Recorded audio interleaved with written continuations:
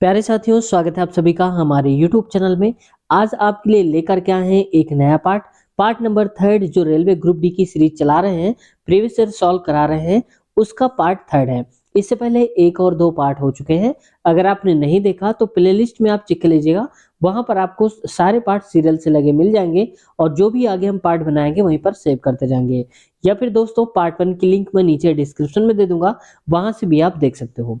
दोस्तों इस वीडियो आपके लिए ये वीडियो इंपॉर्टेंट इसलिए होने वाली है क्योंकि यहाँ पर जो भी क्वेश्चंस आएंगे अगर चित्र से समझने वाला है तो चित्रों के माध्यम से भी हम समझेंगे और साथ ही करंट अफेयर का कोई क्वेश्चन आएगा तो उसको अपडेट करके हम 2024 और 25 के हिसाब से बताएंगे। इससे आपकी करंट अफेयर यहीं से तैयार होती भी जाएगी। साथ ही ट्रिकी वे से हम सोल्यूशन भी देखेंगे, कब क्वेश्चन को हम ऑप्शन से सॉल्व करते हैं, कब ट्रिक से करेंगे ये भी हम जानेंगे और कौन क्वेश्चन रिपीटेड है ये भी हम जानेंगे। दोस्तों चैनल पे अभी तक नए हैं, सब्सक्राइब नहीं किया तो आपसे रिक्वेस्ट है चैनल को सब्सक्राइब कर लीजिए और ऐसे ही प्यार और स्नेह बनाए रहिए ताकि हम आपके लिए और भी नई नई वीडियोस ला सके और हमें मनोबल प्रदान हो सके। तो उम्मीद है चैनल को सब्सक्राइब कर लिया होगा। चलते हैं आज के क्वेश्चन की तरफ। आज का पहला क्वेश्चन है, उस त्रिभुज का क्षेत्रफल ज्ञात कीजिए जिसकी भुजाओं की माप क्रमशः 42 सेंटीमीटर, 36 सेंटीमीटर और 34 सेंटीमीटर है। तो देखो यहाँ पर अलग अलग भुजाएं देख रखा है। कुछ इस प्रकार का बना होगा त्रिभुज, उसकी भुजाएं दी है कि अगर एक कोई 42 है तो दूसरा 36 है और ऐसे करके 34 एरिया, यानी कि ये एरिया कितना होगा। तो इसके लिए फॉर्मूला कि अगर मैं इसको मानता हूँ ए पहली भुजा को यानी कि 42 है और दूसरी वाली को मानता हूँ 36 यानी कि बी है, इसको बी कर लो आप। तो बी बराबर में 36 और सी की वैल्यू है 34। तो हमारे पास फार्मूला होता है s equal to a plus 2 कर दो। ठीक है, तो देखो तीनों को जोड़ दो आप, तो मैं डायरेक्ट जोड़ दे रहा हूँ। यहाँ पर 112, ये 112 लिख लो, 112 बटे में 2, तो 2 पंचे 10 और 2 छक्के 12 यानी कि 56 आ गया। तो एस की वैल्यू तो आ गई हमें 56। और अब हमारे पास फार्मूला होता है एरिया निकालने का, इसका एरिया ही तो पूछा है। तो ये होता है इक्वल में आप कर दो एस, यहाँ पर एस माइनस का ए सी, बस ये सॉल्व कर लो आंसर आ जाएगा। तो देखो यहाँ पर एस की वैल्यू क्या दिया है, ये दिया है 56। तो मैं लिख देता हूं यहाँ पर 56 गुणे में 56 माइनस का ए, क्योंकि एस की जगह पे 56, तो 56 में से आप 42 हटा दो तो कितना बच जाएगा 14। तो आप यहाँ पर लिखोगे 14। फिर देखो एस है यानी कि 56 में से आप 6 हटा दो या बी हटा दो, माफ कीजिएगा, 56 में से आप 36 हटा दो तो बचेगा 20, यहाँ लिख दो आप 20 गुणे में। अब देखो यहाँ पर लिखा था एस यानी कि 56, ये एस लिखा हुआ है एस माइनस का सी, एस की जगह पे 56 रखेंगे और सी हटा दो आप यानी कि 56 में से 34 घटा दो आप। ठीक है, ये आ जाएगी वैल्यू। तो अब आगे देखो यहाँ पर इसको सॉल्व कर लो। इसको लिख सकते हैं 4 गुणे में 2 गुणे में 7, 4 दूनी 8 7 56। ठीक है, मैं ये वाला हटा के ऊपर लिख देता हूँ क्योंकि जगह कम है। तो देखो यहाँ पर हो जाएगा एरिया इक्वल टू क्या क्या कॉमन है, देखो एक 7 ये है, एक 7 ये है, तो इसको बाहर निकाल लो। अगला एक 4 ये है और एक 4 ये है, तो एक 4 बाहर निकालो, जितना पेयर मिलेगा उसका एक उतारना है। ठीक है, तो हमारे पास ये भी नोट हो गया, ये और ये भी हो गया। 2 बचा है तो 2 लिख लो, ये 2 और ये 2 दोनों आ गया। और बाकी का पेयर नहीं बन रहा तो इसको अंडर रूट के बाहर अंदर लिख दीजिए, 5 गुणे में 11 गुणे में 2 ऐसे करके। तो देखो 7 चौक 28, 28 दूनी 56, तो ये हो जाएगा 56 और अंडर रूट में 5 दूनी 10 और 11 यानी कि 110 हो जाएगा। तो ये हो जाएगा 56 अंडर रूट में 110। तो देखो यहाँ पर ऑप्शन नंबर दूसरा करेक्ट आंसर है। अब देखो दोस्तों, अगर आप ये नहीं भी कर पा रहे थे तो ऑप्शन के हिसाब से देखो यहाँ पर 56 लिखा था स्टार्टिंग में, तो 56 ही देखकर हम सही कर सकते थे, अंदर कुछ भी आया इससे मतलब नहीं है। बाकी कॉन्फिडेंट होना चाहिए आपको कि ये वाले आप जिसने सॉल्व किया 56 ये सही है। अगला है, किस पंचवर्षीय योजना में बुनियादी एवं भारी उद्योगों की स्थापना पर जोर दिया गया ताकि तीव्र औद्योगिकरण, आत्मनिर्भरता और प्रौद्योगिकी विकास के लिए एक ठोस आधार स्थापित किया जा सके। यानी कि देखो भारी उद्योगों की स्थापना, इससे संबंधित एक बार क्वेश्चन आया था और इसकी जो पंचवर्षीय योजना बनाई गई थी वो दूसरी पंचवर्षीय योजना थी, यानी कि ऑप्शन दूसरा करेक्ट आंसर है। और इसका अगर सन पूछ लिया जाए कब थी, तो देखो 1956 से 57 भी कह सकते हो, 56-57 से लेकर के ये थी 1960 और 61 तक थी, यानी कि 56 से 60 तक, या 57 से 61 तक, दोनों मिलाकर आप कह सकते हो जो ये दूसरी पंचवर्षीय योजना थी। अगला क्वेश्चन है, कार्बन की संयोजकता डैश होती है। तो देखो दोस्तों कार्बन की संयोजकता होती है यहाँ पर 4। तो ऑप्शन नंबर दूसरा ही करेक्ट आंसर है। देखो ये संयोजकता होती क्या है, तो देखो आप एक चीज याद रखना कि जब हम कोई भी संयोजकता निकालते हैं तो इससे पहले हमें ये कोष याद होना चाहिए। 2 8 8 ये कॉमा है, 18 18 और ये 32, इस क्रम में हम इन कोषों में भरते हैं इलेक्ट्रॉनों को। ठीक है, पहले कोष में 2, फिर 8 और 8 ऐसे करके, और लास्ट में जो बचेगा वो रहता है। अब कार्बन का बताओ परमाणु क्रमांक क्या होता है, तो आप कहेंगे 6 होता है। तो 6 में से पहले तो हमें 2 भरना है, तो हमने भर दिया 2। इसके बाद हमारे पास बचा कितना होगा, 4 बचा होगा। 4 ही तो बचा होगा, क्योंकि देखो 6 था टोटल, तो 2 इसमें भर दिया। दूसरी बारी में 8 बनाना है, लेकिन 4 ही हमारे पास, तो 4 की संयोजकता हो जाती है। और यही क्या करते हैं, साझा करते हैं दूसरे वाले इलेक्ट्रॉनों से, साझा करके एक नया बनाते हैं जोड़ा। ठीक है, तो याद रखना। तो ये 4 यही कार्बन की संयोजकता बताई गई है। अब देखो अगर कोई धातु होगी तो धातु में जो संयोजकता होती है उसके लास्ट में 1 2 या फिर 3 इलेक्ट्रॉन होंगे। तो जिसके लास्ट में संयोजी इलेक्ट्रॉन, संयोजी तो आप समझ चुके हो कि सबसे लास्ट वाला, तो संयोजी इलेक्ट्रॉन जिसमें 1 2 या फिर 3 आया, यहाँ पर समझ जाना वो धातु है। अधातु में क्या होता है कि इससे ज्यादा होगा, जैसे कि 5 6 और 7 भी हो सकता है, और कई बार 4 आ जाता है। तो 4 का मतलब है कि वो क्या है, उपधातुओं में से आता है, यानी कि धातु और अधातु दोनों के बीच का होता है। कि लास्ट में 1 2 या 3 मिले वो धातुएं होती हैं, वो दूसरे को इलेक्ट्रॉन देते हैं। तो जिनके लास्ट में संयोजी इलेक्ट्रॉन 1 2 3 होंगे वो दूसरे को इलेक्ट्रॉन देंगे, और देने वाला इलेक्ट्रॉन जो होता है वो धनात्मक होता है, इसलिए धातुएं धनात्मक होती हैं। वहीं उपधातु लास्ट संयोजी इलेक्ट्रॉन जिसका 4 हुआ उपधातु होता है, और वो इलेक्ट्रॉन दे भी सकता है और ले भी सकता है। वहीं अधातुएं जो होती हैं दोस्तों, इनके लास्ट में संयोजी इलेक्ट्रॉन 5 6 या फिर 7 हो सकते हैं, तो इलेक्ट्रॉन लेते हैं दूसरों से, यानी कि इलेक्ट्रॉन जो लेता है वो माइनस में हो जाता है, निगेटिव, यानी कि अधातुएं निगेटिव होती हैं, अधातुएं क्या होती है, प्लस में होती है, यानी कि पॉजिटिव होते हैं, धनायन पाए जाते हैं, इसमें ऋणायन पाए जाते हैं। ठीक है, तो जो ऋण ले रहा है दूसरे से, उधार ले रहा है, इसका मतलब वो क्या हो, गरीब है, माइनस में है। जो दूसरों को बांट रहा है पैसा, वो प्लस है, यानी कि वो 1 2 3 जिसके लास्ट में है वो धनात्मक होता है। साथ में विद्युत की क्या होती है, धनात्मक। मुझे इलेक्ट्रॉन आप समझ गए। जैसे अच्छा मान लो कि यहाँ पर सोडियम है 11, चलो और दूसरा ले लो, चलो 11 ही ले लेता हूँ। सोडियम का होता है 11 एटॉमिक नंबर, परमाणु क्रमांक। इसको इस क्रम में व्यवस्थित करो, 2 8 ऐसे करके, तो 2 ये हो गए, 8 ये, कितना हो गए, 2 8 10, टोटल कितना 11। एक बचा तो एक यहाँ लिख दो भाई, तीनों को जोड़ोगे आप तो 11 हो जाएगा। अब लास्ट में देखो यहाँ पर अंतिम क्या है, 1 आ रहा है, और 1 का मतलब क्या है कि सोडियम का जो संयोजकता हो जाएगी वो कितनी हो जाएगी, 1, और 1 क्या हो जाएगा, वो इलेक्ट्रॉन देने वाला हो जाता है। ये एक तत्व है जो सोडियम है। संविधान के अनुच्छेद डैश जो राज्य के नीति निर्देशक तत्वों में से एक को प्रतिस्थापित करता है, में यह निर्दिष्ट किया गया है कि राज्य ग्राम पंचायतों का संगठन करने के लिए कदम उठाएगा और उन्हें ऐसी शक्तियां और प्राधिकार प्रदान करेगा जो उन्हें स्वायत्त शासन की इकाइयों के रूप में कार्य करने के लिए आवश्यक बनाओ। तो ये किस में आता है, अनुच्छेद नंबर 40 के तहत आता है। ऑप्शन पहला करेक्ट आंसर हो जाएगा। वहीं अनुच्छेद 31 की बात करें दोस्तों, तो ये क्या कहता है कि निष्पक्ष न्यायपूर्ण कार्य शक्तियां प्रदान करता है।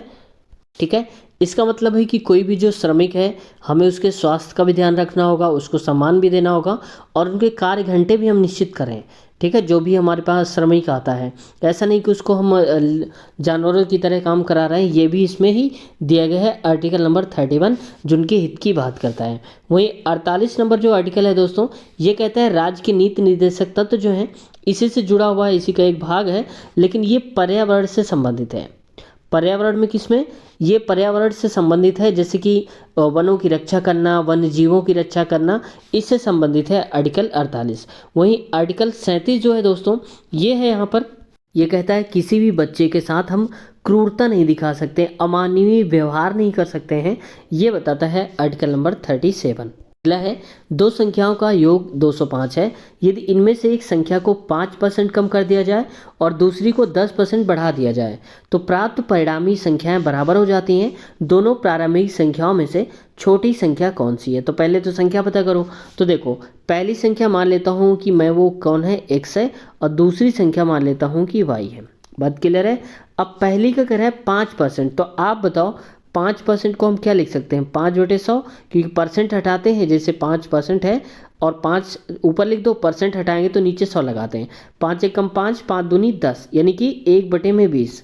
पहले 20 थी, अब 1 रुपये क्या हो गया, कम हो गया, तो कितना बचा होगा, 19/20 ऐसे में लिख देता हूँ। ठीक है, ठीक वैसे ही 10% बढ़ा है, तो 10% का मतलब दूसरी, भाई पहले वाली तो घटी है 5%, दूसरी वाली 10% बढ़ी है, तो 10%, परसेंट मतलब 100, जीरो काटो तो 1/10, और बढ़ा है इसलिए 10 में से 1 बढ़ा दो तो 11, और नीचे 10 वही रहेगा। इतनी बात समझ में आ गई। तो देखो इसको और छोटा कर लो, 10 एकम 10, 10 दूनी 20, ये अनुपात है ना। तो देखो यहाँ पर ये हो जाएगा कितना, 19, और इसको इधर भेज दो ऊपर वाले को, तो 11 दूनी 22 हो जाएगा। ठीक है, तो पहला x जो है ये है कितना, 19, और दूसरा y कितना है, 22 है। तो पहली संख्या 19 है, दूसरी संख्या 22 है, अनुपात में है। टोटल हमारे हिसाब से योग कितना हो जाएगा, तो 19 + 22 ये हो जाएगा 41, तो हम कहेंगे 41, हमारे हिसाब से 41, क्वेश्चन के हिसाब से 205, तो ये कर दो 205, तो कितनी बार में जाएगा, ये जाएगा यहाँ पर 5 बार में, 5 बार में, तो a की वैल्यू क्या आ जाएगी, 5 आ जाएगी। पूछा हमसे क्या था, छोटी संख्या, तो छोटी संख्या कौन सी आप बताओ, 19 छोटा है या फिर 22 छोटा है, तो आप कहोगे 19, तो बस 19 से गुणा करा दो, तो 19 पना हो जाएगा 95, छोटी संख्या 95, ऑप्शन नंबर दूसरा आ जाएगा। अच्छा, अब आप लोग बताओ कि बड़ी संख्या क्या होगी, छोटी संख्या 95 है, तो बड़ी संख्या क्या होगी, जबकि दोनों का जोड़ने पर 205 आना चाहिए। ठीक है, देखते हैं, उम्मीद करोगे आप लोग, कोशिश जरूर करोगे, उम्मीद तो मैं ही करूँगा। निम्नलिखित में से कौन से कथन सही हैं ये बताना है। तत्वों के भौतिक और रासायनिक गुणों की तुलना करने के लिए वर्गीकरण आवश्यक है। तो देखो, तत्वों के जो भौतिक और रासायनिक गुण हैं उनकी अगर हम तुलना करें तो उनका क्लासिफिकेशन करना पड़ेगा। तो देखो यहाँ पर कहा जा रहा है, फर्स्ट ही बात है भाई, देखो उनका वर्गीकरण आसान हो जाए इसीलिए तो हमने रखा है कि अक्रिय गैसों को किनारे रखेंगे, धातुओं को इधर रखेंगे, अधातुओं को ऐसे करके, तो ये तो हमने वर्गीकरण के हिसाब से ही रखा ना, तो पहला तो सही हो गया। दूसरा कह रहा है, एक ही प्रकार के तत्वों को एक ही समूह में व्यवस्थित करने के लिए वर्गीकरण आवश्यक, बिल्कुल सही है। अगर एक ही समूह के तत्व होंगे तो इनके गुण एक जैसे होंगे, जैसे हैलोजन वाला देखते हो ना, 17वां वाला, तो उसमें क्या होता है, तत्व के जो गुण हैं एक जैसे होते हैं, तो ये बात भी सही है, उनको वर्गीकरण करने में हमें आसानी हो जाती है, ऑप्शन दूसरा। तीसरे में कह रहा है कि विभिन्न प्रकार के तत्वों को एक ही समूह में व्यवस्थित करने के लिए वर्गीकरण आवश्यक है। भाई गलत बात बोल दिया है, क्योंकि तत्व तो मानते हैं, लेकिन एक ही तत्व, अलग अलग तत्व, विभिन्न प्रकार के तत्वों को एक ही समूह में रख दें, ऐसे कैसे हो सकता है कि अक्रिय गैस भी यहीं रख दो और अधातु में रख दो, धातु में भी रख दो, तो पूरा अलग हो जाएगा।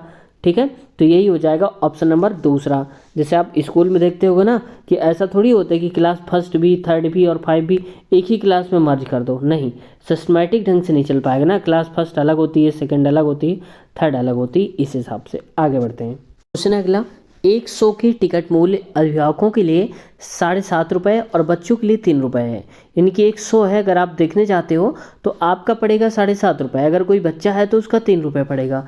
यदि कुल 952 टिकटों की बिक्री से, यानी कि कुल टिकट बच्चों और जो अभिभावक है दोनों की मिला करके 952 टिकट बिकी थी, तो उनमें से जो रुपया मिला दोनों का वो मिला 5,925 एकत्र हुआ, तो बेचे गए बच्चों की टिकटों की संख्या बताना है, यानी कि बच्चों की कितने टिकट बिकी ये बचाना है। ठीक है, तो पहले एक काम कर लो आप लोग, ऐसे डायरेक्ट सोचो, जैसे मान लो मैं 00 वाला लेता हूँ, 500 उठाता हूँ, पहले मान लिया कि बच्चों की टिकट 500 बिकी हुई होगी। ठीक है, टोटल कितनी टिकट थी, 952, तो ये कितना बचा, 452, तो 4 5 9 हो जाएगा, तो ये बच्चों के लिए, चाइल्ड के लिए बिकी हुई टिकट है, ये गार्जियन जो हैं इनके लिए हैं। तो पहले देखो कि अगर बच्चों की 500 टिकट बिकी होगी तो एक का मूल्य कितना है, 3 रुपये है, तो 3 पचे 1500 रुपये, तो ये हो गए यहाँ से, और ये 7.5 रुपये की ये है, तो 7.5 पॉइंट हटा दो, नीचे 100 बना दो, 0 से 0 हटा दो, यहाँ से आप कटेगा, 5 दूनी 10, 5 एकम 5, और ये हो जाएगा 2 पचम 25, फिर 2 से काट दो, 2 दूनी 4, और यहाँ पर आएगा 2 दूनी 4, 2 छक्के 12, यानी कि 226 गुणे में 15। इसको सॉल्व कर लो, 15 छक्का 90, 15 दूनी 30, 9 39, और 15 दूनी 30 और 3 हो जाएगा यहाँ पर 42, 15 दूनी 30 33 होगा, माफ कीजिएगा, तो 3390 हो जाएगा। अब बताओ कितने पैसे हुए, तो ये देखो 3300, 500, 1500, तो कितना हो जाएगा, ये हो जाएगा 4890 रुपये, और कितने रुपए मिलने थे यहाँ पर, 5925, तो यहाँ तो बहुत कम ही मिल रहे हैं। इसका मतलब कि बच्चों की टिकट की संख्या कम रही होगी, पुरुषों की थोड़ा ज़्यादा रही होगी। मैं सबसे छोटा ऑप्शन लेके चलता हूँ 270। तो मान लो कि 270 टिकट बच्चों की बिकी होगी और एक टिकट है 3 रुपए की। तो कितना हो जाएगा, 3 7 21, 3 दूनी 6 2 8, यानी कि 810 रुपये बच्चों वाला हो गया। और ये 7.5 रुपये की टिकट है। तो आप बताओ, 952 टिकट थी टोटल हमारे पास, 952 और 270 तो बिक गई। तो 2 बचा, 15 में 7 गया तो 8, और यहाँ पर 8 में से 2, 682, यानी कि 682 जो टिकट हैं वो पुरुषों ने खरीदे होंगे। तो 682 गुणे में ये कर दो, मैं डबल जीरो डायरेक्ट नीचे लगा दे रहा हूँ, 0 0, 5 दूनी 10 और 5 15 पना 75, तो 5 यहाँ पर बात वही हो जाएगी, 5 25। ठीक है, अब 2 से काट दो इसको, 2 3 6, 2 चौको 8 और 2 1 कम 2 गुणे में 15।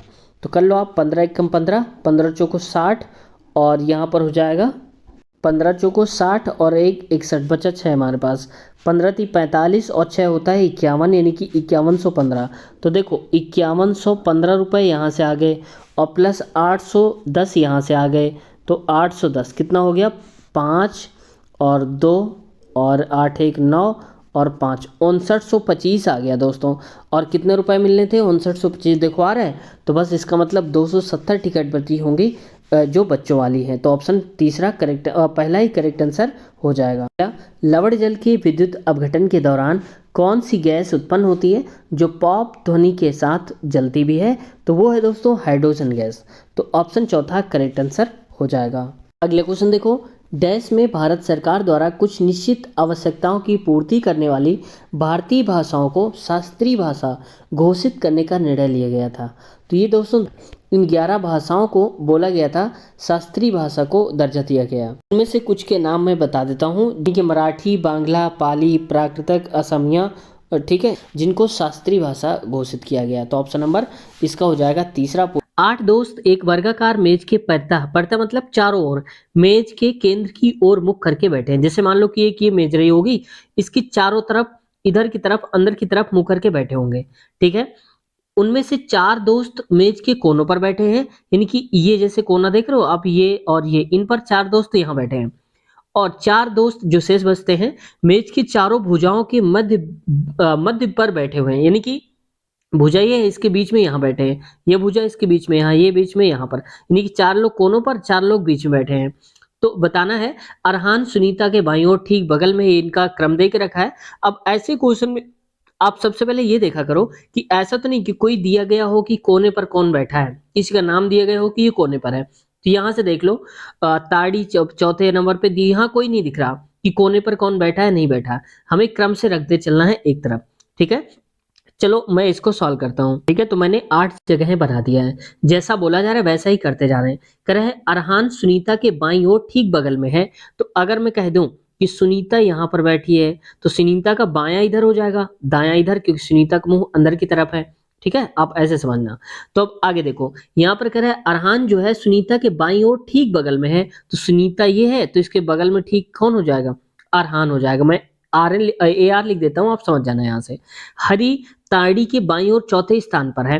हरी और ताड़ी, तो देखो यहाँ पर कोई हरी ताड़ी का संबंध नहीं दिया अरुण और या सुनीता से। आगे बढ़ते हैं इसको छोड़ के। अब कह रहे हैं ताड़ी अरहान के बाईं ओर दूसरे स्थान पर है। अब ताड़ी जो है, तो अरहान ये है, अरहान के बाईं ओर दूसरा, तो पहला दूसरा यहाँ पर कौन बैठा है, ये बैठी ताड़ी। तो ताड़ी को मैं TR लिख देता हूं ऐसे करके। ठीक है, ऐसे समझ जाना। अब आगे देखो, अब ताड़ी हमें मिल गया, तो अब यहां से हम पिछला वाला संबंध निकाल लेंगे। हरी ताड़ी के बाईं ओर चौथे स्थान पर है। तो ताड़ी तो ये है, ताड़ी का चौथा बायां क्या होगा, बायां इधर ही तो होगा। तो देखो इसका बायां 1 2 3 और चौथे स्थान पर कौन बैठा है, हरी बैठा है। तो मैं कह देता हूं हरी को HR या HAR लिख दो, मैं तो ऐसे ही लिख दे रहा हूं। आगे देखो, अब इसके बाद कह रहा है ताड़ी जो है, और ताड़ी और नीलिमा के बीच केवल डेजी बैठी है। तो ताड़ी और नीलिमा, तो देखो नीलिमा यहाँ पर तो लिख नहीं सकते, यहाँ पर नीलिमा लिखेंगे, तो मैं नीलिमा को NL लिख देता हूँ। तो कह रहा है कि ताड़ी और नीलिमा के बीच में केवल कौन बैठा है, डेजी। तो डेजी को मैं DZ लिख देता हूँ, डेजी। ठीक है, आप जैसे शॉर्ट में कर सको आप अपने हिसाब से कर लेना, क्योंकि समझ में आपको आना चाहिए। अगला कह रहा है कि हरी और नीलिमा के बीच में प्रशांत बैठा है। तो हरी कहाँ पर है, ये है, और नीलिमा कहाँ पर है, ये है। तो प्रशांत बैठा है PR यहाँ पर। तो बस एक बचा होगा, तो एक को अपने आप से लिख दो, ये जगह खाली है उसकी। तो कौन बचा, जिसका नाम बचा हो वही लिख दो। अब देखो अगला सेंटेंस भी कह रहा है कि यस प्रशांत के बाईं ओर चौथा है, तो प्रशांत ये है तो इसका बाईं ओर इधर होगा, तो 1 2 3 और चौथा, चौथा में कौन है? यस बैठा हुआ है, ये कर दो। पूछा क्या गया क्वेश्चन में कि निम्न में से कौन ताड़ी और अरहान के ठीक बगल में बैठा है? तो देखो ताड़ी ये है और अरहान कहाँ पर है? ये है, तो ताड़ी के बगल में ये बैठा है, अरहान के बगल में ये बैठा है, तो कौन हो गया? यस हो गया। तो बस सही उत्तर हमारा हो जाएगा ऑप्शन नंबर तीसरा, करेक्ट आंसर हो जाएगा, यहां से आप देख सकते हो। अगला क्वेश्चन है, कमल विष्णु का पिता है, उनकी वर्तमान आयु का योग 60 है। यदि 6 वर्ष पूर्व यानी कि 6 साल पहले कमल की आयु विष्णु की तत्कालीन आयु की 5 गुना थी, तो विष्णु की वर्तमान आयु ज्ञात करिए। इसको करने का तरीका आप ऑप्शन से भी कर सकते हो। जैसे मान लो मैं मान लेता हूं, क्योंकि ऑप्शन तो पता नहीं होगा कौन सा सही है, तो मान लेता हूं मैं 15, यानी कि अगर मैं कहूंगा कि इनका जो बेटा है, क्या नाम है उसका? विष्णु, तो विष्णु की उम्र अगर 15 है और कमल की उम्र कितनी होगी? क्योंकि टोटल 60 आना चाहिए, तो टोटल 60 होना चाहिए, तो ये कितना होगा? 45, तभी तो 15 और 45 बनेगा जा करके 60। ठीक है, ये मैंने अपने आप से एज्यूम करा है, यानी कि माना है। अब कह रहा है 6 साल पूर्व कमल की आयु, तो कमल कौन? ये, तो 6 साल पहले कितने का रहा होगा? अगर आज 45 का है तो 6 हटा दो पीछे चल के, तो ये हो जाएगा 39, यानी कि 39 साल का रहा होगा। तो 39 से है क्या? तो विष्णु की तत्कालीन आयु का 5 गुना थी, और 6 साल पहले विष्णु कितने का रहा होगा? तो ये रहा होगा यहाँ पर 9 साल का, तो यहाँ 9 होगा।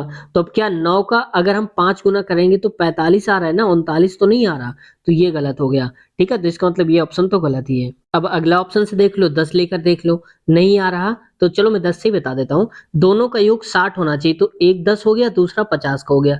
6 साल पहले ये रहा होगा 4 साल का, ये रहा होगा 44 साल का। ठीक है, 5 गुनी थी तो इसका 5 गुना करोगे तो 5 चौक 20 आएगा, 44 कैसे आ जाएगा? इसलिए मैं थोड़ा पहले वाले को लेके देखता हूँ, चौथा वाले को। तो इसमें देखो टोटल 60 आना चाहिए, तो एक अगर 14 साल का हो गया तो दूसरा हो जाएगा 46 का, क्योंकि 46 और 14 जोड़ेंगे तो 60 आ जाएगा। अब कह रहा है 6 साल पहले, तो 6 साल पहले कितने का रहा होगा? तो 14 में से 6 हटा दो तो 8 साल का रहा होगा। ये 6 साल पहले कितने का रहा होगा? 40 साल का रहा होगा। तो अब 8 का कह रहा है जो इसकी आयु थी उसका 5 गुना थी, तो 5 गुना अगर आप कर दोगे तो 5 8 40 हो जाएगा। यही तो 40 दे के रखा है, तो बस ऑप्शन हमारा पहला सही उत्तर हो जाएगा, यानी कि बेटे की जो आयु है वो 14 साल है वर्तमान में, और पिता की है 46 साल, तो ऑप्शन तीसरा पहला ही करेक्ट आंसर है। अगला क्वेश्चन, एक रेलगाड़ी ए नाम की रेलगाड़ी है, सुबह 6 बजे एम का मतलब 6 बजे सुबह 6 बजे स्टेशन एम से प्रस्थान करती है, यानी कि स्टेशन कोई एम है और एम से वो चलना शुरू करती है, कितने बजे? 6 बजे शुरू चलती है एएम में। फिर क्या होता है? उसी दिन यानी कि जिस दिन ये चलती है सुबह, उसी दिन 2 बजे स्टेशन एन पर पहुंच जाती है। मैं इसको थोड़ा और बड़ा बना देता हूँ। ठीक है, तो ये एम है, इससे थोड़ा सा यहाँ जाती है, 6 बजे यहाँ से चलना शुरू करती है और एन नाम के स्टेशन पर पहुंच जाती है, लेकिन कितने बजे पहुंचती है? ये 2 पीएम पर पहुंच जाती है। तो आप बताओ कितने घंटे लिए उसने? 6 बजे चली और 2 बजे पहुंची, तो 8 6 14, तो आप कहेंगे कितने घंटे लिए? 8 घंटे का समय लिया।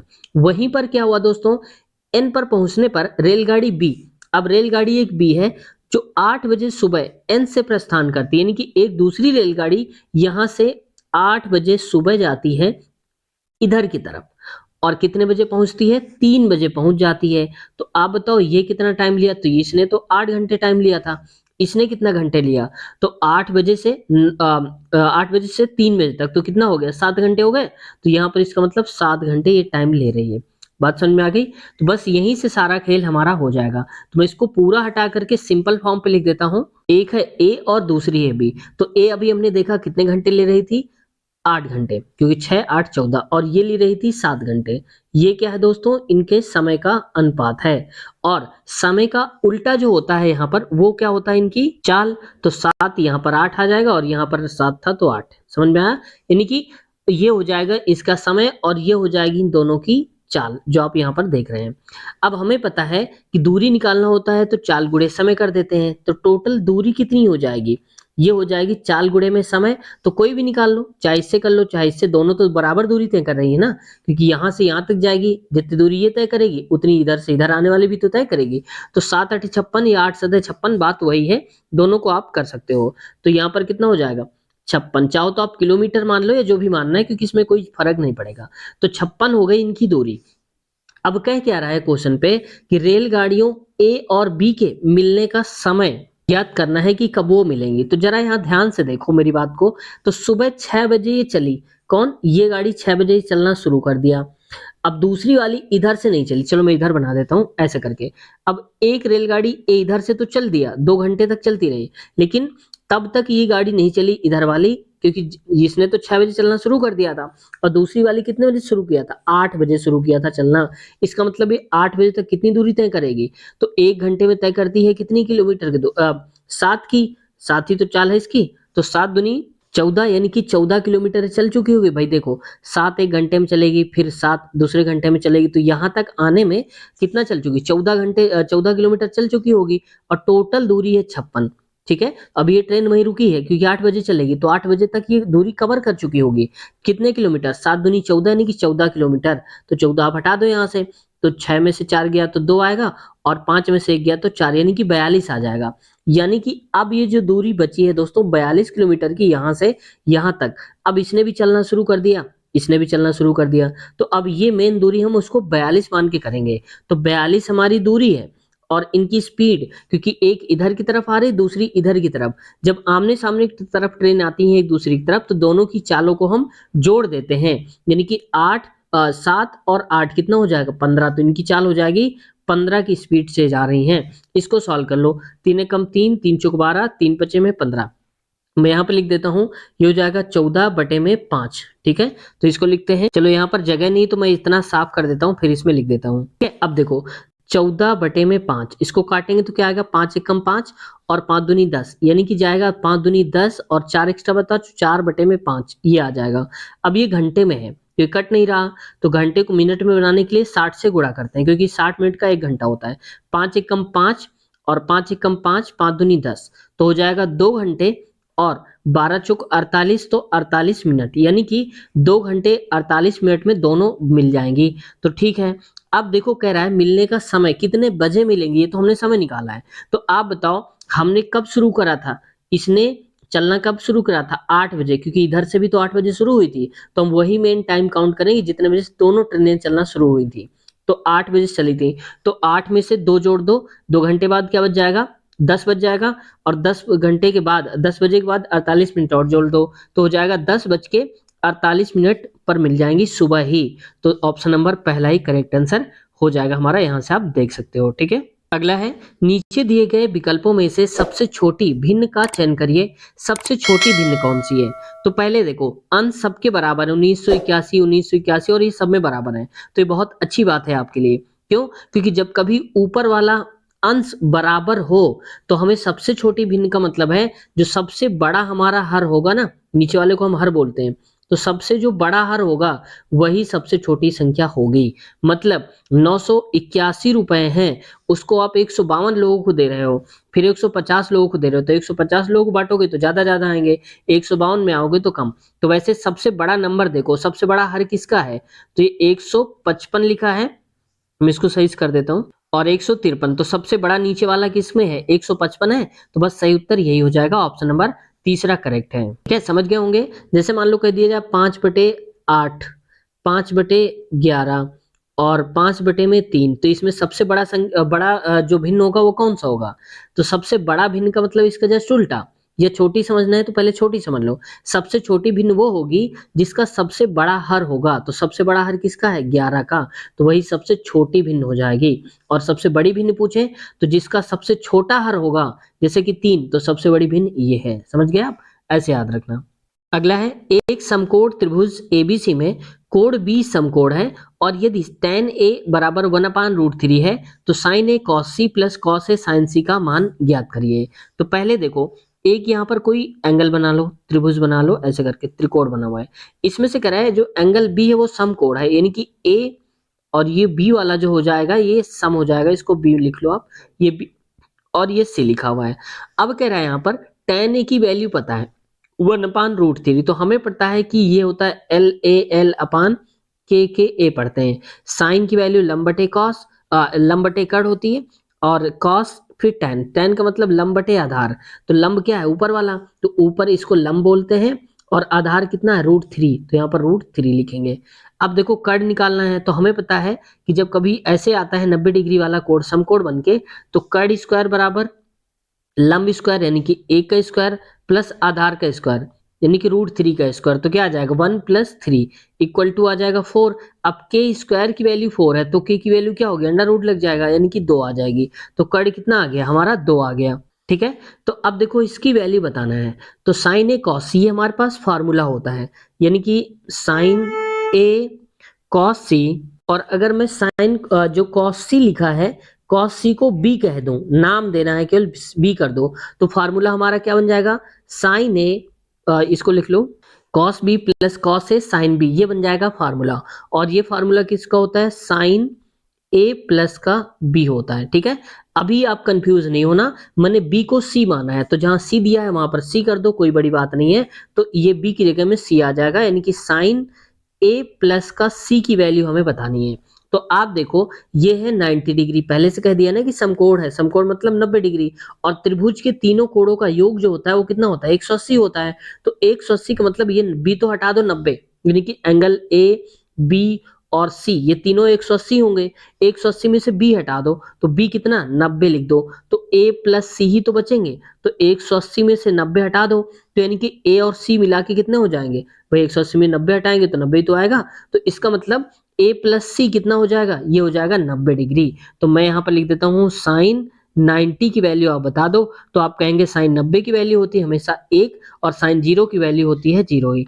तो साइन 90 मतलब 1, तो ऑप्शन नंबर पहला करेक्ट आंसर हो जाएगा, देख सकते हो आप। क्वेश्चन, मार्च 2022 में विद्यालयों में हेल्थ क्लिनिक स्थापित करने की परियोजना के तहत छात्रों के शारीरिक और मानसिक स्वास्थ्य को बेहतर बनाने पर ध्यान देते हुए एक सरकारी विद्यालय में हेल्थ क्लिनिक का उद्घाटन भारत के किस राज्य में किया गया है। देखो ये 2022 की सूचना थी, मार्च की ही, और ये पेपर भी आपका 2022 में हुआ था। तो कई बार लेटेस्ट करंट अफेयर भी पूछ लेता है, तो वो दिल्ली की बात है, तो ऑप्शन दूसरा करेक्ट आंसर हो जाएगा। अच्छा आप लोग बताओ कि कौन से राज्य में भारत का पहला डिजिटल यूनिवर्सिटी लॉन्च किया गया था।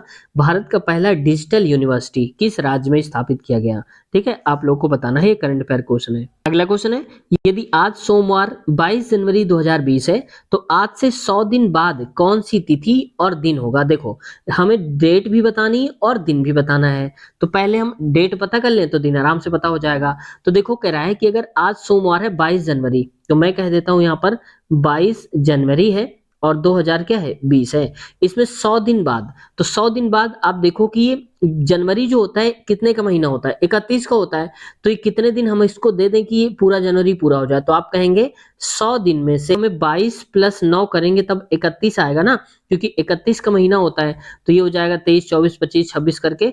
तो अगर 9 दिन यहां से निकाल लो, ठीक है, जनवरी पूरा हो जाएगा। फिर फरवरी में कितने दिन होते हैं, क्योंकि 2020 है तो लीप ईयर होगा, लीप ईयर का मतलब जो लास्ट के 2 डिजिट 4 से कट जाते हैं वो लीप ईयर, उसमें फरवरी को हम 29 मानते हैं।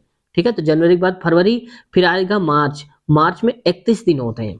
तो पहले आप चलो और आगे बढ़ते हैं, पहले इसको काउंट कर लो कितने दिन हो गए, तो 29 और 30 हो गया कितना 60, 60 9 हो गया 69 यानी कि 69। अभी तो काफी आगे जा सकते हैं ना हम, ठीक है। तो ये हो गया हमारा जनवरी फरवरी मार्च, और अप्रैल होता है 30 का।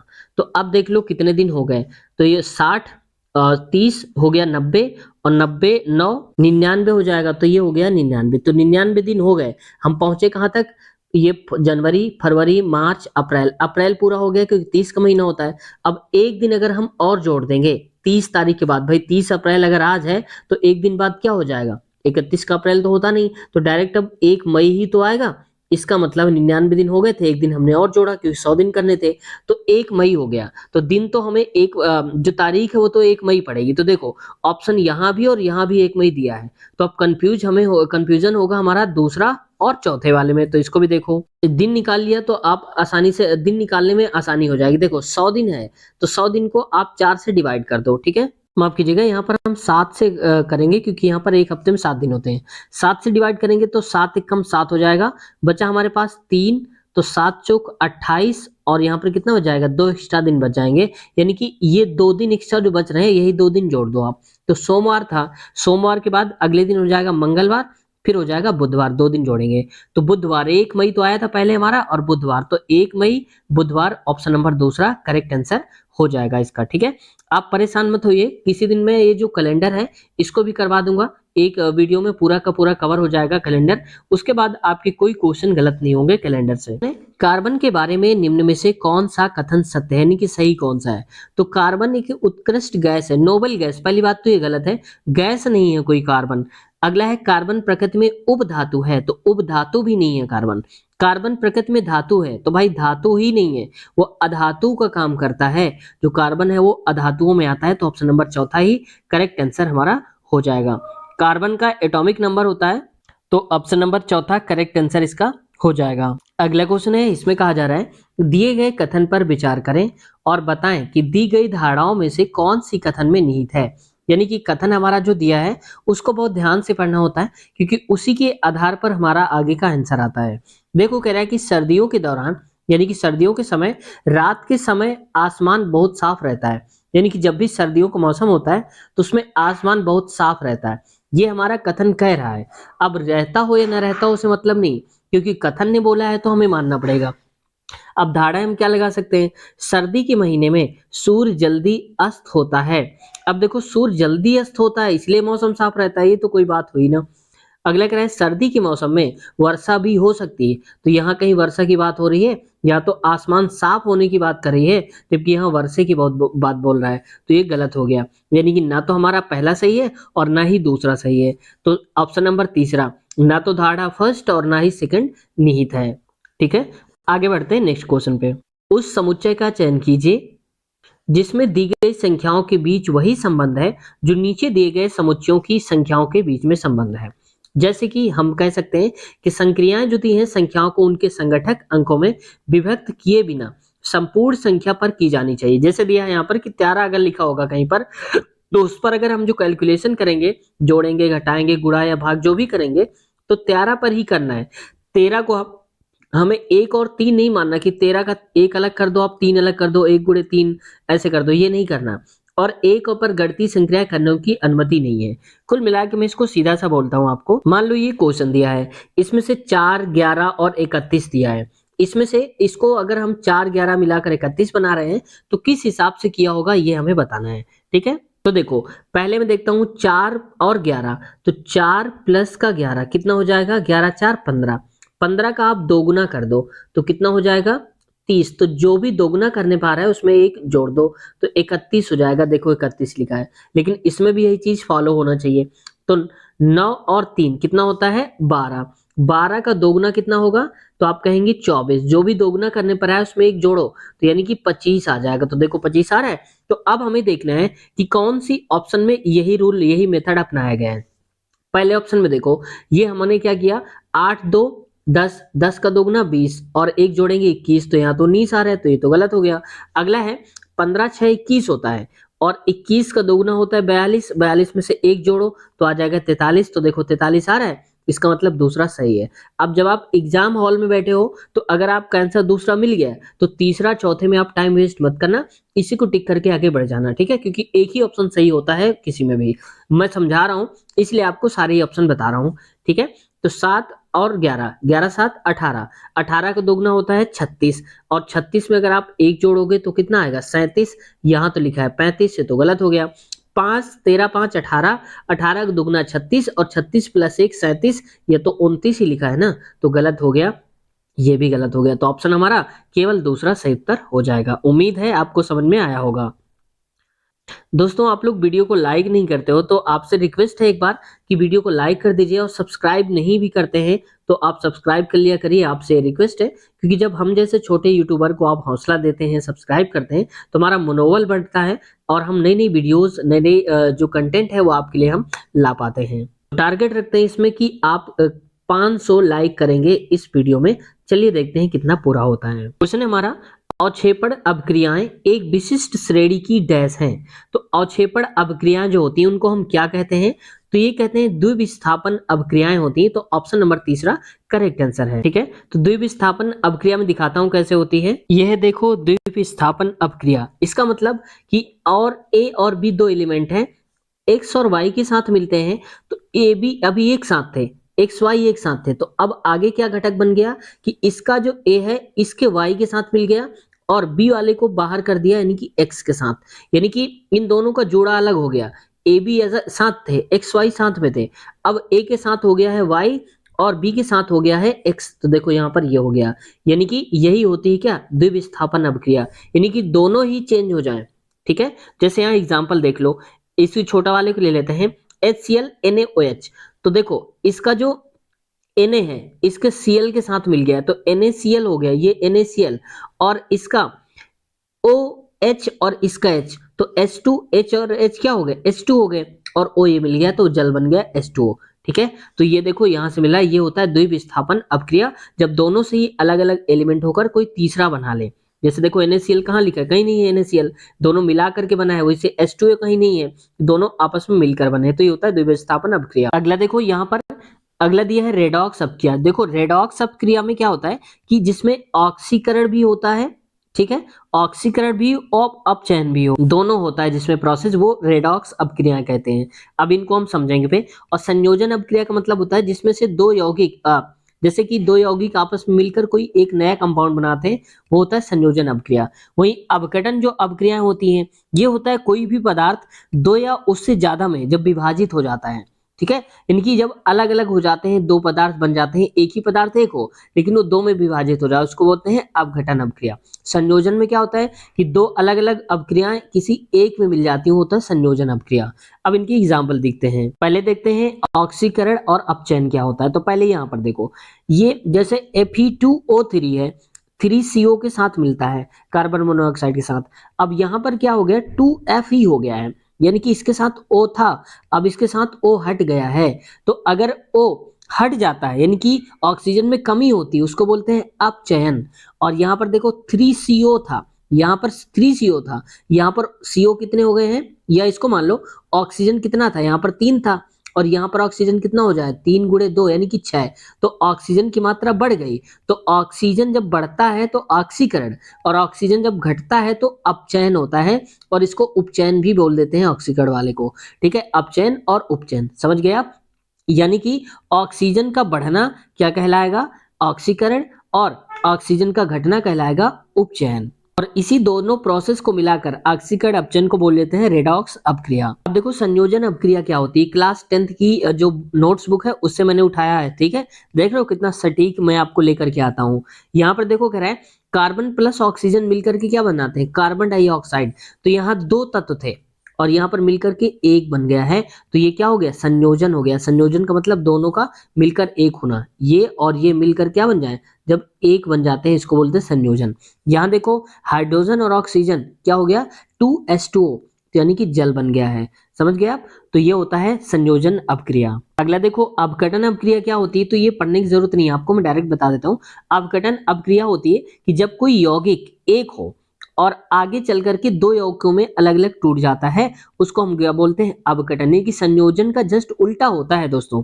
ठीक है, संयोजन अपक्रिया का जस्ट उल्टा क्या होता है, और ये होता है अपघटन, अपघटित हो जाना। तो देखो कैल्शियम कार्बोनेट CaCO3 को जब गर्म किया, टेम्परेचर का साइन होता है, तो ये क्या बन गया, कैल्शियम ऑक्साइड और कार्बन डाइऑक्साइड दोनों अलग अलग हो गए, तो ये बन गए दोनों, तो ये हो जाता है अपघटन अपक्रिया। आगे बढ़ते हैं नेक्स्ट क्वेश्चन की तरफ। 3 + 11 × 4 डिवाइडेड बाई 6 + 1 - 21 का मान ज्ञात करिए। तो देखो जब कभी ऐसा क्वेश्चन है तो सबसे पहले आप ब्रैकेट को सॉल्व करो, ये ब्रैकेट है और ये ब्रैकेट, तो सॉल्व कर लो। 11 और 3 कितना होता है, 14 हो जाएगा। ब्रैकेट सॉल्व हो गया तो गुणा, गुणे में आ जाएगा 4, भागे में लिखा है तो भाग लिख दीजिए, 6 और 1 होता है 7, माइनस का 21। अब हमारे पास ये साइन आ गए, तो जब कई सारे साइन होते हैं तो मैंने बताया था प्रत्येक वीडियो में कि भाग सॉल्व करो, गुणा, इसके बाद जोड़ और फिर घटाना। तो भाग कहाँ पर लगा है, ये भाग लगा हुआ है, तो इसको हम लिख सकते हैं क्या, 14 तो पहले से लिखा रहेगा, गुणे में 4, ये नीचे आ जाएगा 7 यहाँ पर, और माइनस का 21 यहाँ पर बच जाएगा।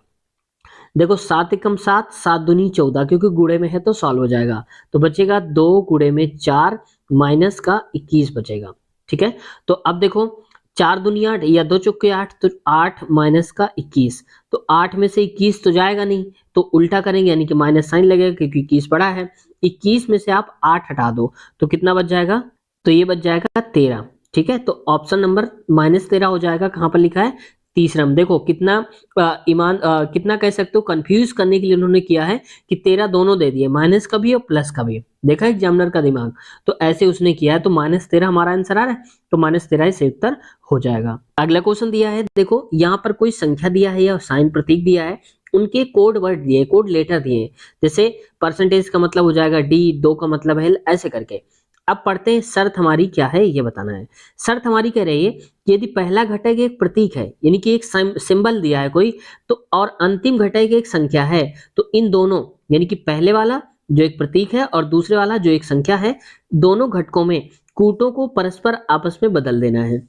कहां से बदलना है? यहां से बदलना है, ठीक है। ऐसा यदि पहला, तो पहले तो हम देखो इनको ना पढ़ के डायरेक्ट ये देखो कि पूछा हमसे क्या है, तो हमारे पास ये है जिसको हमें चेंज करके बताना है।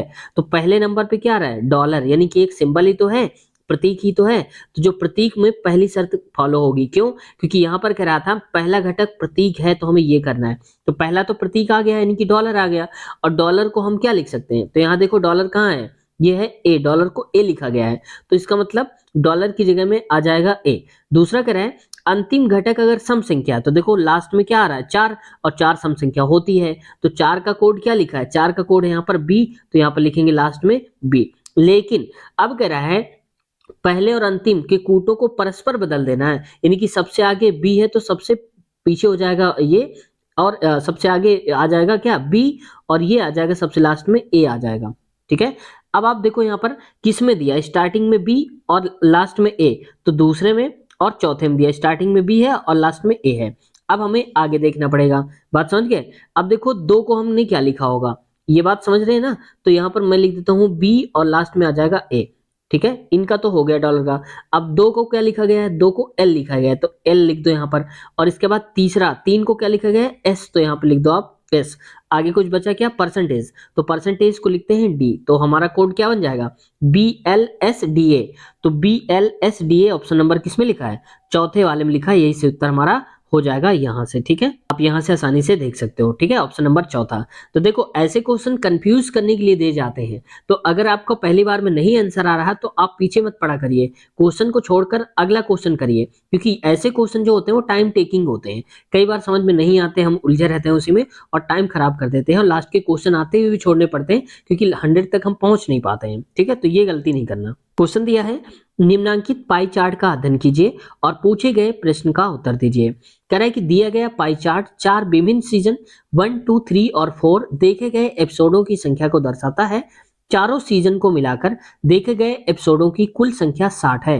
यानी कि देखो ये पहला एपिसोड, दूसरा, तीसरा, ऐसे चारों को मिलाकर कुल कितने एपिसोड हो गए? 60 एपिसोड हो गए हैं। क्वेश्चन में पूछा क्या है यहाँ पर कि सीजन 3 में देखे गए एपिसोडों की संख्या के संगत कोड क्या होगा, ये बताना है। तो सीजन 3 कौन सा है? तो सीजन 3 ये वाले की बात हो रही है। तो पहले तो ये देखो परसेंटेज में कितना है? 25, और यहां से देख लो 20, 30, 50, 25, 75 और 100, यानी कि 100% की वैल्यू कितनी हो जाएगी? डिग्री में बताना है। तो हमें पता है कि पूरे सर्कल का जो कोड होता है वो होता है 360, 360, और 100 की वैल्यू 360। हमें निकालना कितनी है? 25 की, क्योंकि सीजन 3 का निकालना है। तो इसको आप काट दो, किससे काटोगे आप? तो चाहे तो आप 4 से काट दो, 4 दूनी 8, 4 पंची 20। 4 से मैंने क्यों काटा? क्योंकि डायरेक्ट 25 मिल जाएगा। आप भी चाहो तो 2 से 5 से भी काट सकते हो, बाद में गुणा करा लेना। 25% की वैल्यू हो जाएगी, 4 से काटेंगे, 4 नहीं 36, यहाँ पर 90 आ जाएगा।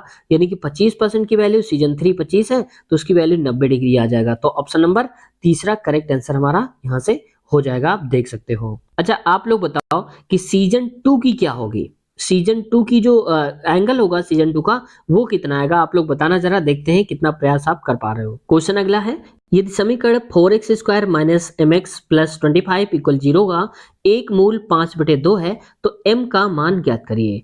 अगर इसका एक मूल 5/2 है, यानी कि जहां जहां x है वहां हमें 5/2 रख देना है, तो रख देते हैं। ये लिखा है 4 इंटू में एक्स स्क्वायर का मतलब 5/2 एक्स में, और स्क्वायर आप लगा दो इसका, माइनस m है तो m तो वही रहेगा, और x m रखना है 5/2, और प्लस का है 25, तो यहाँ लिख दीजिए 25 बराबर में 0 आएगा ही आएगा अब हमेशा। तो देखो यहाँ पर 4 गुणे में 5 के स्क्वायर करेंगे तो 25 आएगा, और 2 का 4 आएगा, माइनस का 5m और अपान में हो जाएगा 2, प्लस का 25 बराबर में 0। 4 से 4 कट गया तो आएगा 25 माइनस का 5m अपान में 2 इक्वल में चलो प्लस में ही कर लो। तो प्लस में हो जाएगा 25 बराबर में 0 आ जाएगा। तो माइनस वाले को आप इधर भेज दो, 25 और 25 कितना हो जाएगा 50 बराबर में 5m अपान में 2 हो जाएगा। तो देखो इसको काट दो, चलो इसको कर लेते हैं 2 गुणे 50। तो 5m की वैल्यू 50 गुणे में 100, तो m की वैल्यू क्या हो जाएगी, यहाँ लिख देता हूं मैं, थोड़ा जगह कम है। तो 5m की वैल्यू दिया है हमारे पास 100, तो m की वैल्यू क्या हो जाएगी 100 बटे में 5। तो 5 दूनी 10 और 1 0 यानी कि 20 आ जाएगा। तो m की वैल्यू 20 आएगी, m का मान ही बताना था, तो ऑप्शन नंबर चौथा करेक्ट आंसर हो जाएगा हमारा। यहाँ से आप देख सकते हो। ठीक है, तो दोस्तों आज हम 75 तक के क्वेश्चन हमने कवर कर लिए और इसके आगे वाले क्वेश्चंस कवर करेंगे हम नेक्स्ट पार्ट में। तो आप बताइए आज की वीडियो आपको कैसे लगी, कमेंट सेक्शन में आप लोग जरूर बताइएगा। और हाँ दोस्तों, साथ ही अगर आपने इसके पहले वाले पार्ट्स नहीं देखे तो प्लेलिस्ट हमने बना दिया है, ग्रुप डी पिछला पेपर 2022 लिखा होगा, उसमें आप देख लेना, वही मिल जाएगी प्लेलिस्ट, जहाँ पर क्रम से 1 2 3 4 करके लगे होंगे सारे पार्ट्स। और अगले पार्ट की लिंक आपको इस वीडियो के नीचे डिस्क्रिप्शन में मिल जाएगी। जब तक रिकॉर्ड हो जाएगा तो नीचे सबसे पहली लिंक होगी अगला पार्ट के नाम से, उस पर आप क्लिक करेंगे तो आगे वाले पार्ट खुल करके आ जाएंगे, यानी कि 76 से लेकर के आगे तक के जो क्वेश्चन सॉल्व करेंगे उस पार्ट में आपको मिलेंगे। साथ ही दोस्तों अगली जो जितने भी प्लेलिस्ट है सभी की एक एक वीडियो की लिंक भी हम इसी वीडियो के नीचे, जिस वीडियो को आप देख रहे हो, डिस्क्रिप्शन में नीचे दे देंगे, वहां से भी आप क्लिक करके वहां तक पहुंच सकते हो। साथ ही एनटीपीसी के हमने बहुत सारे क्वेश्चंस कराए हैं, अगर आप देखना चाहते हो एनटीपीसी भी तो आप प्लेलिस्ट में देख लेना, हमने अलग से प्लेलिस्ट बना दिया है एनटीपीसी की, वहां से भी आप देख सकते हो, या पार्ट 1 की लिंक इसी वीडियो के नीचे मिल जाएगी, वहां से आप देख लेना। साथ ही जो आप लोग क्वेरी रहती थी कि सर रेलवे का इंटरव्यू लीजिए, क्या सैलरी रहती है, कितने घंटे काम रहता है, तो वो भी अगर आप देखना चाहते हैं जो हमने इंटरव्यूज लिए हैं तो उसके नाम से प्लेलिस्ट बना दिया है रेलवे इंटरव्यू के नाम से, वहां से आप देख सकते हो। तो दोस्तों मिलते हैं अगले वीडियो में। चैनल पे अभी तक नए हैं, सब्सक्राइब नहीं किया दोस्तों, तो आपसे रिक्वेस्ट है चैनल को सब्सक्राइब कर लीजिए, साथ ही बेल आइकन भी दबा लीजिए, ताकि जब भी हमारी वीडियो आए आपके पास नोटिफिकेशन पहुंच जाए और आप सबसे पहले वीडियोस को देख पाएं। दोस्तों एक बार ये जरूर बताना कि वीडियो कैसी लगी, और अगले पार्ट की लिंक नीचे डिस्क्रिप्शन में है, क्लिक करिए। फिर मिलते हैं अगले पार्ट में, अपना ख्याल रखिए, टेक केयर, बाय बाय।